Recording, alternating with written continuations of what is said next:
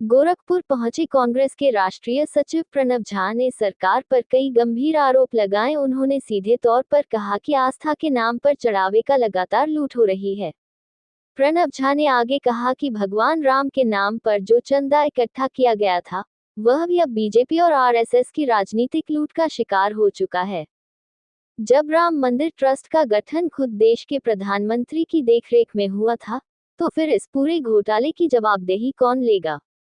अगर चंदे की हेराफेरी में सब कुछ ठीक ठाक था, तो चंपत राय और अनिल मिश्रा के इस्तीफे क्यों हुए? सरकार को इसका सच सामने रखना चाहिए। देखिए, मैंने कहा कि हम राजनीतिक लोग हैं और खुशी होती है जबकि किसी राजनीतिक मामले पर आकर आप सरकार के खिलाफ प्रश्न उठाएं। ये ऐसा मामला है, आस्था का मामला है और बड़ा असहज था, खास करके कि गोरखपुर आकर, जो कि आत्मबोध की धरती कही जाती है और जहाँ की मंदिर निर्माण का पहला समिति जहाँ बनाया गया, जिससे कि सीधे सीधे साधु संत इस मंदिर निर्माण के कार्य से जुड़े, वहाँ आकर मुझे प्रेस वार्ता करना पड़ा।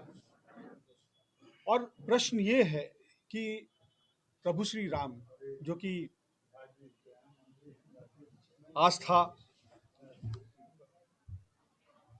और एक जो कि समाज में एक व्यक्ति को कैसा होना चाहिए,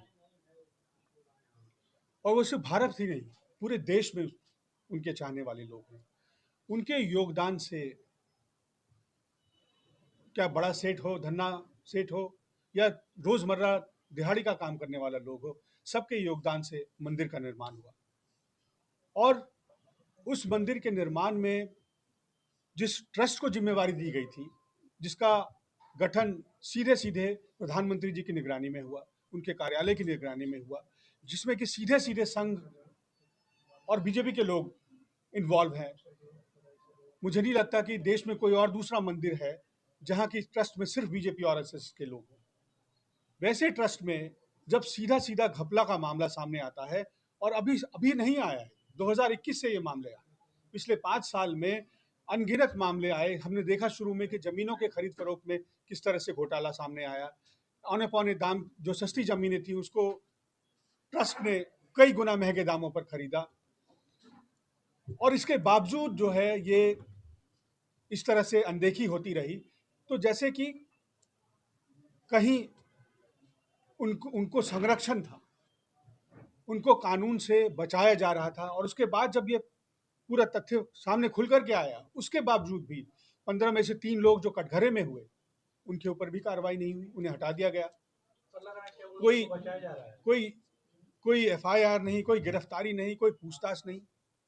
तो ये ऐसा मामला हो गया जैसे घर का मामला। आप अगर कोई छोटी सी गलती कर दें, आज मैं उदाहरण दे रहा था कि एक जो हास्य कलाकार हैं, उन्होंने सरकार का मजाक क्या उड़ाया, उनके संबंधियों पर ईडी की कार्रवाई हो गई। और अनगिनत मामले हैं, अब पत्रकारों के मामले यहाँ उत्तर प्रदेश में सैकड़ों मामले मुझे याद है, 10 मामले तो मैं भी गिना सकता हूँ। तो ऐसा क्यों है? इस प्रदेश के मुखिया, जिनका पीठ स्वयं, जिन्होंने आंदोलन शुरू किया मंदिर निर्माण का, क्या आज अवैधनाथ जी होते तो क्या वो चुप बैठे होते? क्या मत्स्येंद्रनाथ जी होते तो वो चुप बैठे होते? क्या गोरखनाथ जी चुप बैठे होते? तो फिर लोगों को गुमराह, आम जनता को गुमराह करने की कोशिश क्यों की जा रही है? क्यों लोगों की आस्था को पैरों के तले रौंदा जा रहा है? क्या एक आम आदमी अपने पाई का हिसाब सरकार से नहीं मांग सकता? कहने को जो डबल इंजन सरकारें हैं, वो हैं तो नहीं डबल इंजन सरकारें, उसको 2 व्यक्ति चलाते हैं। सरकारें तो ईवीएम की तरह हैक हैं, चला उनको 2 लोग रहा है। तो ऐसा क्यों है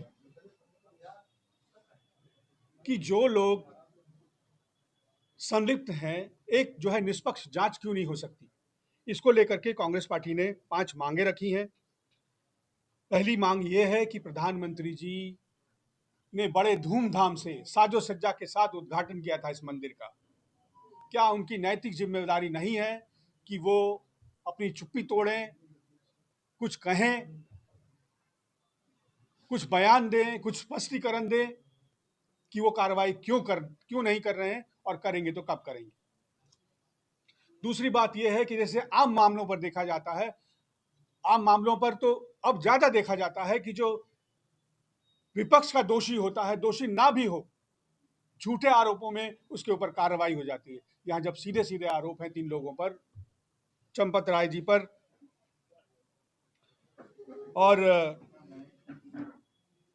अनिल मिश्रा जी पर और गोपाल राव जी पर, तो उनके ऊपर कार्रवाई क्यों नहीं हुई? जो व्यक्ति जिसके ऊपर जिम्मेदारी थी 17 सालों से सीसीटीवी की निगरानी की, उसको क्यों छोड़ दिया गया? क्या जानता था वो? क्या किस बात की राजदारी? उसके बाद हम मांग करते हैं कि सुप्रीम कोर्ट की निगरानी में एक स्वतंत्र न्यायिक जांच हो और श्री राम जन्मभूमि तीर्थ क्षेत्र ट्रस्ट जो है उसको तत्काल भंग किया जाए।